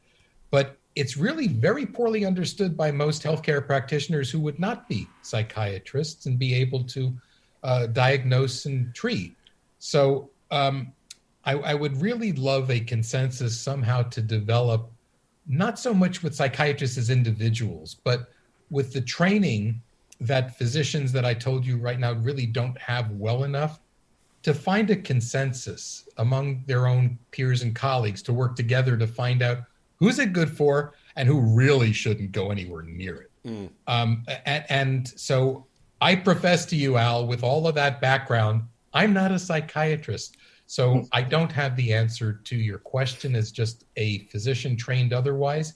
It's a nuance, it's a specialty concern, and it's something where there are red flags that pop up legitimately, and others who are perhaps stuck with a certain obstinance that the government says it's no good or not legal. So we're going to stay strictly from that platform and only deal with it when we have to upon its legalization. It's not skirting your question, just telling you I'm probably not qualified to answer it. That's okay. You know, we've had Dr. David Behrman on the show a couple of times, actually. And so I've had that conversation with him. And I find conversations specifically about mental health and cannabis very interesting, more so than the chemical makeup of it. You know. I bring up certain things about that in the textbook that I told you that I wrote. Well, I wrote really one of the first chapters concerning this whole subject in a textbook that was released by the Taylor and Francis group out of the UK in December. And the book's name is Advanced Therapeutics in Pain Medicine, but it covers these kinds of subjects. And the reason I'm mentioning it again is I earlier in the conversation mentioned the guy who's actually the godfather of cannabis, of Raphael Meshulam at Hebrew University in Israel. Well, I've been drooling to try and get him on the show. That'll be a challenge. But yes. He doesn't do it. No, he doesn't do them. No. My textbook chapter has 3 testimonial endorsements that you can read on my website. One is by Dr. Meshulam. The other is by Dr. Dave Behrman, who knows what I write and I speak about. And the third is by another doctor who's actually a pharmacist, Lenny, if you know it. And you would know his name, but you may not know he's a PharmD. His name is Mahmoud El-Soleh. He's the guy who runs the farms at the University of Mississippi. He and I know each other as plantsmen. Okay. He's wrote some papers. Am I correct? El-Soleh is the EL-SO8. Is that how you use El-Soleh? Yeah. And so I have some papers from that. I didn't know that was a pharmacist. Or Dave and Mahmoud wrote the 3 testimonial endorsements of my writing, and I'm privileged that they're the ones who have been vetting what this conversation really entails, because they come from very different walks of life, and yet we have good dialogue about all of these subjects, and I hold that in great value. So just because of the limits of what's time's left, I wanted to make sure we covered the forgetting part. And I'd also like to make sure that we talk about your website as well before you go. Oh, I'll be happy to. And just so people hear it, there's a little logo above my here. Nurturing Nature is the name of my consultancy. And There's a website, nurturingnature.com, and you can also see through there the talks that I've given. The textbook chapter even has the author's narration of it. If you don't want to read it, you can listen in and take it in instead of the whole chapter. It would take you close to 2 hours to read, but it's divided up into little sections, 6 sections, and they do flow. And there's a lot of this content I mentioned there because it's important, though, that I wanted to sort of cycle back because of how relevant COVID is right now for everybody. I'm in my home. I have a studio now, a broadcast studio, so we can engage each other, but I'm used to traveling all around the country. Probably the one group that I gave a talk for, I was invited to be a keynote speaker at the Emerald Cup in 2017. And I wasn't invited because anybody wanted to necessarily hear a doctor speak at that event. Okay. It was huge. 23,000 people came through on the weekend. And I was invited there because of friends of mine, and I'm telling this particularly to those of you who are into the seeds and growing, Darcy, who know of me as a plantsman. So Kevin Jodry, Alan Atkinson, if these names mean anything to you from people at the Emerald Cup, invited me to be part of it and shared with me what all good plantsmen like to share, the plants that we're all so proud of. Mine here are obviously very different, being tropical ornamentals, but they at least valued my exchange with what we can talk about as plantsmen. Same thing with Mahmoud El Soleh. They're different levels of conversation, but believe me, the experience of seeing the Emerald Cup firsthand, which was only the year after the same year it started off being recreational in California, was a big eye-opener for me to see just, where this whole industry has evolved to. Not critically, but just to be part of it, because Miami is a different world. And it's not to say it's not there in the black market. Of course it is. Most arrives from California. But in the meantime, what's here is a very different climate for a public talk than I would encounter where you are or in California, where Dave Berman practices in Santa Barbara. So anyway, I wanted to share that before going to the last of the 5 things that I told you was really the way I think of cannabis and the body's own system, endocannabinoids through eating, sleeping, relaxing, forgetting, and the last one I said that DeMarzo said 1998, long time ago, protecting. And where he's talking about there are all of those little intricacies, not the CB1 in the mind, but the whole body, CB2 mostly, that the body's impact of how it protects itself from diseases and injuries, memory through immune system things, are the very things that we have all going in us now, because nobody here is that young of a kid, that lets you stay alive with many diseases in your body now, not just diabetes, Al, but your body from the time you started with your A1C starting to creep up before you were an official diabetic, had been adjusting itself through natural endocannabinoids so that the disease didn't run rampant and kill you outright quickly. Yeah, my doctor's kind of... one of the things I haven't mentioned is I'm on my way down from about over 500 pounds at one time. I'm down to about 280 now. And my doctor doesn't get why my diabetes isn't worse than it is. And it's probably the massive amounts of cannabis that I use every day. And he jokingly said I should write a paper on you. So, yeah. Well, my point about what your body's own system's doing, even without cannabis, okay, what it's designed to do. Yep. It's designed to adjust your body in certain ways, subtly, to compensate for the impact of what that disease is progressing to. So if you think about, say, the way the heart and the blood circulation, atherosclerosis, okay, our diets here predispose to it, and everybody gets it, even when you're younger, but it doesn't really impact like blood pressure and things like that until you get a bit older. And then heart disease and strokes and things like that related to plaques. All those things, your body has to compensate.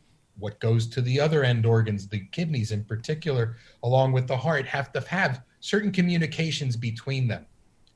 Even what your mind and body in terms of what's called the brain-gut connection. You heard that ever before? Oh, yes. Okay, many so, times. So yep.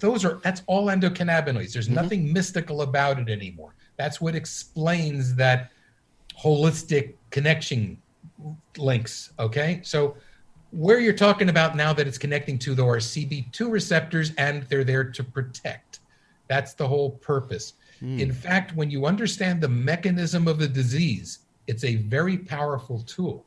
What physicians need to understand about cannabis, perhaps the more important thing that's learned is not CB1 and what it does to the brain, but in long term, the things that these CB2 receptors do that keep our body in balance, and in fact is the mechanism that our body uses that enables us to have a disease remain chronic.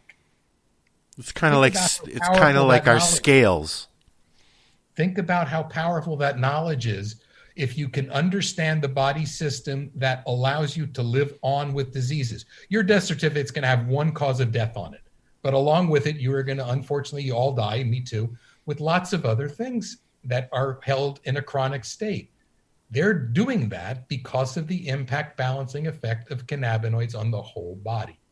And that's where the protect wisdom of what DeMarso found when he said, eat, sleep, relax, forget. Protect is the basis from which you're getting older, guys. And congratulations, it means your endocannabinoids are working. And I'm just saying it from that basis of the body's own system rather than from the perspective of the plant, which is the way a lot of you think about it without thinking about it. I've just explained to you, though, the way the body works with somebody who's never had a joint in their life, because the body was not designing that receptor system millions, billions, if you want to go back a certain amount, 500 million years ago, before humans or mammals were ever on the planet. You had invertebrates, such a primitive life form that are now known to have endocannabinoids. So it's part of all life forms that are animals. Insects have a different system. But endocannabinoids have traced back long before the plant ever thought of appearing on the earth. It's not there because of us. It's there because it's found some very unique way through the development of very sophisticated plants chemicals, and plants are ingenious for their chemicals, to interact with us to actually do a lot of what the plant can't do by itself, which is get from those eastern slopes of the Himalayas all the way around the world. You know how the plant got there? With human agriculture. It was not like a fern has a little spore that flies with air to move from point A to point B. It was taken there. They're existentially rooted. Yeah. They can't flee threats, nature, things like that. So they have to find ingenious ways to get from here to there. A fruit tree makes a fruit. So an animal eats the fruit and poops the seeds out someplace else. The plant grows up over there, not back where it came from. Sure, it wasn't from Monty. Sure, it's not from Monty Python and the Holy Grail, the sparrow and the coconut. Sure. This is real. Okay, this is real, and all you got to do is look at plants from the plant's perspective. Go ahead and read Michael Pollan's book, The Botany of Desire, where cannabis is one of the 5 plants he talks about. If you've never done it, it's a wonderful read. It's fascinating, but it's basically when you work with plants a lot, you start to think of things about from the plant's perspective. I don't try to remember the names of these plants anymore. Now that we got genetics, that defines what the plant is. I don't have to remember a fancy, a Linnaeus name with a genus and a species that changes, because humans have tried to name and categorize plants for millennia, and it's failed. And now that we know genetics and how actually these things are comprised, that becomes really the plant's name. How closely it's related to something else is a different discussion. But for a name, as soon as I meet a plant that cares the hell what I call it, I'll let you know. I grow lots of plants. And so I don't care if it's a name, cannabis sativa. No, there's no cannabis sativa now. Everything's hybrids out there, and I must discourage people from trying to think sativa like being uplifting versus indica, and No. That's a different way, but the names themselves are almost meaningless. And when I went to my first dispensaries and I saw the names that were on some of the bottles, not the chemical content, I look at things from chemotype, but obviously phenotype representing the modern plant is more generally indica-ish, but sativas, no, I'm not even thinking of it that way. Find me things that are 1-to-1 in balance ratios between THC and CBD with a robust terpene profile that could feature different things for different purposes. And then you got something that at least is a better starting point, particularly lower amounts where you can work up. But that's because physicians seem to forget in this space that the lowest effective dose is really the one that makes the most sense. You're less likely to see undesirable side effects. Again, not that euphoria, it has anything wrong with it in of itself. But some people who don't want to feel buzzed are just going to recognize that, hey, how can I have this without necessarily, being high, or they might say it impaired. I do that with psilocybin. I microdose once a week, twice a week, sometimes with 0.1, 0.2, 0.3 even. I do not want any of the trippy shit at all. I have enough focus issues on my own, thanks. But I tell people when they ask questions, why? Because it's knocked the depression out of me. Mm-hmm.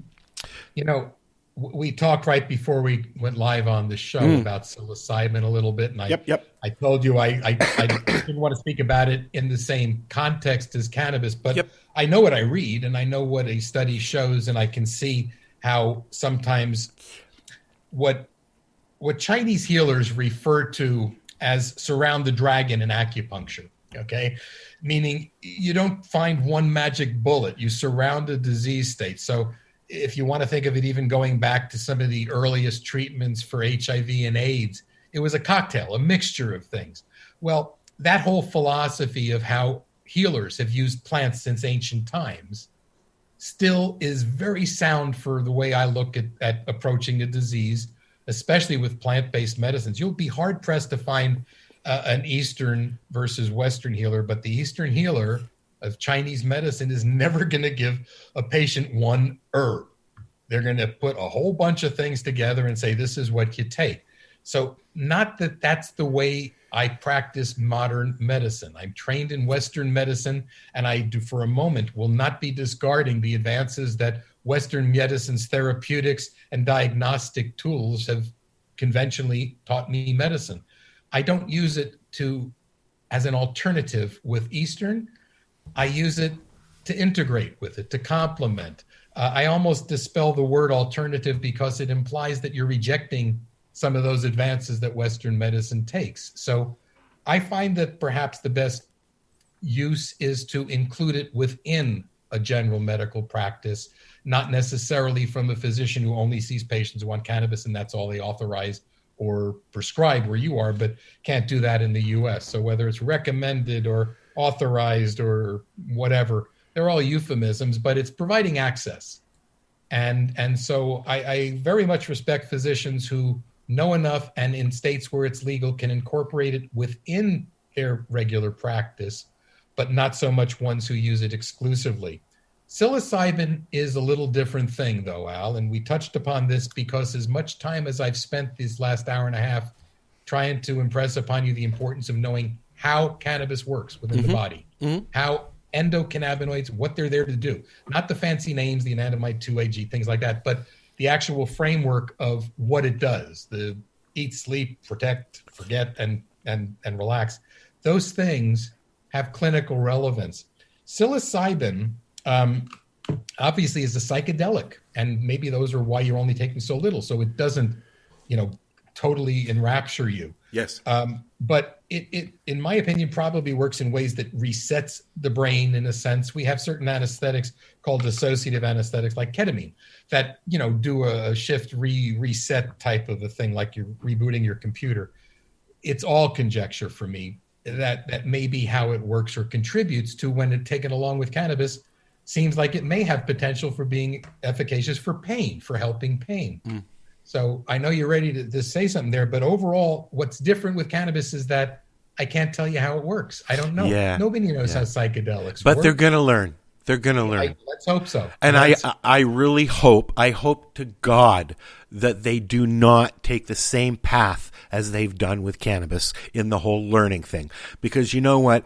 They will even say now, Health Canada says cannabis is not a medicine, even today. It's on their website. Go have a look. Okay? Well, it's actually, as a licensed producer, we cannot make any medical claims about cannabis products at all. So we can't tell you that what products are good for sleeping, which products are good for pain or anything like that.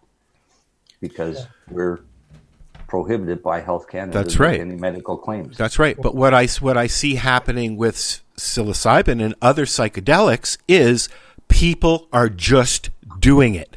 I've seen several articles about COVID and the fact that people are getting depressed. They're suffering more and more from mental health issues inflicted by this pandemic that we're going through.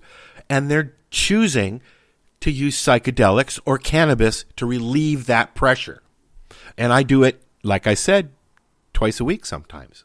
Well, again, not being naive to what goes on with patient use, okay, whether cannabis and or psilocybin here. I live in a community that's famous for drugs going back to Miami Vice and cocaine days when I'm a resident in training. But training and medicine and education is absolutely impacted by prohibition. You mentioned about what is not, written in Canada's information there, or basically the ways they've rejected or accepted saying it's legal. They have accepted psilocybin, and in fact, they are doing studies in Nova Scotia. They're allowing physicians to prescribe at their own will, patients to use psilocybin under their care. But they're taking the steps needed, but they have not completed the medical program for cannabis use. Well, you know what? Doctors should be learning about this stuff. And here's one of the confounders. I'm going to say it in a way that hopefully brings it to light for why so few doctors really, unfortunately, have a deeper level of understanding of these things. Because what happens is, having been associated with medical schools and involved with higher education and being invited to lecture at places, including up in the famous schools in the Northeast and in Florida, South Carolina, more recently, these are schools that may not have medical programs, but are not really working this kind of content into their medical students' education. And the reason was a little unclear to me until recently, but here's why. Medical students in the years they're in school have a lot to learn. And you can go to a medical school in the States and graduate with an MD, but you can't practice anywhere in the country until you have a state license, whichever state you choose to practice in. And state licenses are only achievable after one passes a federal standardized test called the National Board Exams. And it's a national test. So guess what's not asked about on a national board exam, because the national federal government regards it as having no known medical use by definition of what is the definition of Schedule I, the prohibited substance from the Controlled Substance Act, cannabis. So that's persistent. And but yet they hold the patent. That's wrong. The patent was for research. It's freely shared. It has been since. Okay. That's a message that some people have really rather misrepresented. It has nothing to do with the patent. It's the reason it has to do with education, though, Al, is because of indices and indexes and rankings. You guys know what U.S. News and World Report is for how they rank schools? Oh, they rank all different kinds of schools, right? They do, including medical schools. And medical schools are looked at frequently from two basic perspectives. One's their research programs and education program. The rankings of medical schools in our country hold in very high esteem the performance of their students on that national board exam. When you have that, you have a curricula then that the students get that to a certain extent is going to be geared so that their students do perform well on that exam. It's the biggest feather in the cap that the schools should have, and their students should be able to master. If they don't, people won't come to their school. So if you put a subject as complex in a needed schedule there, it means de facto you have to pull something out or squeeze something else in. Yeah. But it's not going to be asked about in any material way on that important exam that all students strive to perform well in, and all educators It should be. I had a conversation. We've only got a couple of minutes left. I had a conversation with a head nurse of an emergency department while I was waiting for the boy to be looked at. And we started talking about cannabis. Her husband is medicating. and has a license. And I said, why aren't doctors and nurses being taught about what's going on with cannabis? She said, well, they offer courses, but nobody wants to take them. And the younger students coming up are being taught a little bit, but the first thing a young doctor is hypermemesis. That's what you've got. You know, you've got morning sickness. You know, I just think it's silly that I think it's silly that in 2021 now, with everything we know, and most of the things we know is from the community and from the patients themselves on a medical level. Okay, why more isn't being done? That's all. All right, let's go backwards again. We started and we talked about some things a long time ago. So 2021, let's say it's negative 2021. Let's say it's 2000 or 3000 BC. I want to really go back now to give you some perspective on how this information is shared healer to healer, healer to patient. And it's going to be quick, but it's profound. And it's one of the reasons I'm a plant guy. In really prehistoric times, ancient healers that understood the value of plants as medicines had to actually be good horticulturists, farmers. They had to keep their plants alive or they would have lost their formulary. And then they're not regarded as either a good plantsman nor a healer. So I'm looking at the world 4,000, 5,000, 6,000 years later and saying, I'm glad I know about plants. It gives me a different understanding of healing. If I kill my plants, I'm probably not a good healer. And what do you guys think when you go to your doctor's office? If you're in the waiting room and you see in that waiting room a sick or dying plant, what do you think about that, Doc? I get that. There's a difference between a healer. Medicine and plants, they're all interlinked historically, today and yesteryear. But there's a difference between a healer and a practitioner. I guess you can say that, sure. Yeah. And especially because probably people refer to the latter through a license. Yeah, probably. Because there's a lot of healers out there, I know some of them, that are doing the same work that licensed doctors are doing with patients directly. No hospitals involved, no offices involved, come to your house. And they're not practicing medicine. They're telling people like Marcel and like Darcy and myself and others that we've had on the show what we're using and what we're doing. You know? Where a doctor can't do that, they tell you what they've learned. So a healer tells you somebody's been actually putting their hands on and doing it. The first thing I asked you when you came into our chat earlier is, have you ever used cannabis? The answer was yes, but not for many years. You have a medical reason to do that. You have a professional reason to not be using it. But you have tried it. Most doctors have not. No, most doctors lie. Okay. Well, I mean, where I grew up, fair enough, Marcel. Where that I grew up in the 70s, it was everywhere. Yeah. And people experienced it, but it doesn't mean that it's part of my life, perhaps the way it is as part of yours. Yes. And I'm not being judgmental, and I hope you're not of me either. No. But it gives me some insight, and it gives me also insight because I know many friends, colleagues, and people I associate with that do and are fans of that plant.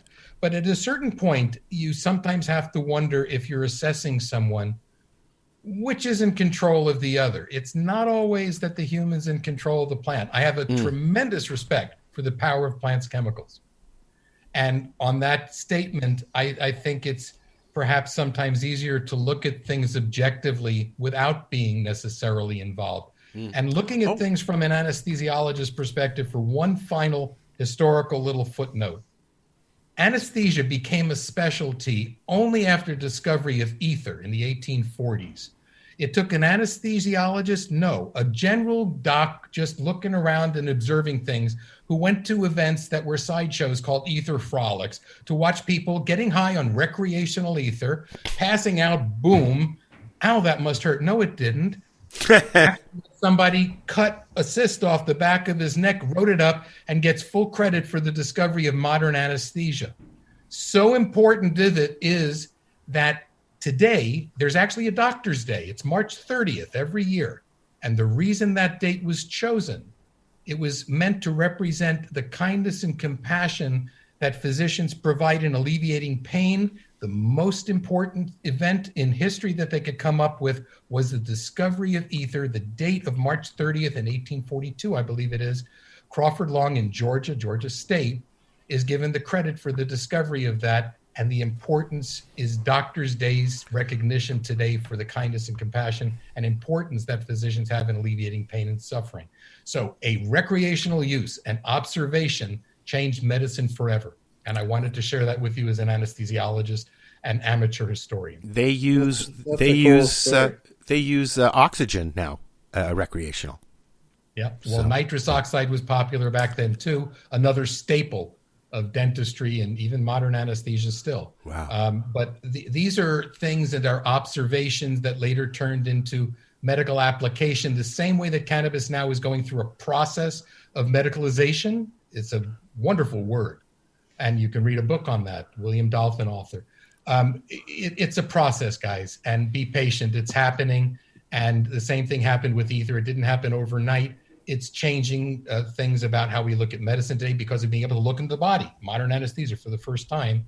And cannabis is going through that same process. It's drawn out. There's other legal challenges and all. I'm not approaching it that way other than trying to be a pragmatic doc to say, it's coming. I see it. If you understand how it works, it's a wonderfully powerful tool to think about the potential of for future use. And on that note, I could sit here and listen to you talk all night long.